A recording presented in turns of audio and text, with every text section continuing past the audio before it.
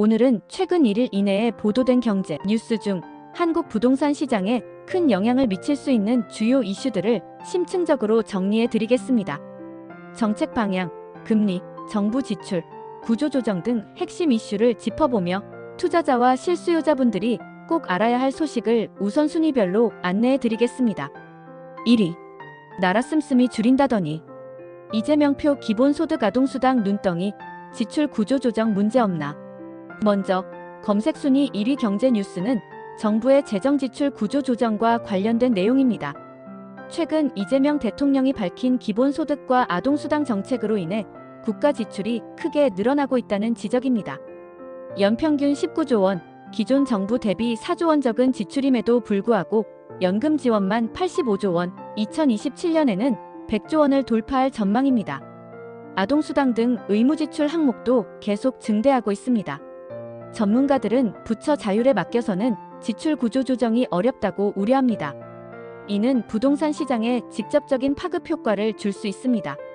국가 재정 건전성 악화는 금리 인상, 주택 공급 정책 영향, SOC 예산 삭감 등으로 이어질 수 있기 때문입니다. 정부가 어떤 정책 조정을 할지 투자자와 실수요자는 예의주시해야겠습니다. 2위. 금리, 인플레이션, 부담금 인상 논란과 부동산. 최근 한국은행은 금리 동결 기조를 유지하고 있으나 시장에서는 추가 인하 가능성에 대한 논의가 이어지고 있습니다. 하지만 국가 재정 적자가 확대되면서 채권 발행이 늘어 금리 인하에 제동이 걸릴 수 있다는 전망이 나옵니다. 동시에 건강보험료, 연금보험료 등 공공요금의 이단 인상과 재정 적자 메우기 위해 각종 부담금 인상 가능성도 제기되고 있습니다. 주택 보유세, 재산세 등 간접적 세 부담이 커질 수 있기 때문에 부동산 소유자 및 투자자들은 예산안 공개 직후 세부 내용을 꼭 확인하셔야겠습니다. 3위. 부동산 시장 양극화와 대출 규제. 대도시 주택시장에서는 일부 인기 지역의 신고가 경신, 반등 움직임이 나타나고 있습니다. 반면 지방 소도시와 수도권 외곽은 매물 적체와 미분양 증가가 계속되고 있습니다. 최근 금융권의 집단 대출 조건 강화와 DSR, 총부채원리 금상환 비율 규제 강화 움직임도 이어지고 있습니다. 이는 아파트 분양 및 주택 매입 시 대출 실행이 더욱 까다로워질 수 있음을 의미합니다. 실수요자분들은 대출 규제 변화와 자신의 신용도, 미래 금리 전망을 꼼꼼히 체크하셔야겠습니다. 4위. 국채이자 폭증, GDP 대비 부채 비율, 부동산 경기에 미치는 영향. 국채이자 부담이 2020년 18조 원에서 올해 30조 원을 넘어섰습니다. GDP 대비 국가 채무 비율이 계속 늘어나면서 재정 건전성에 적신호가 켜지고 있습니다.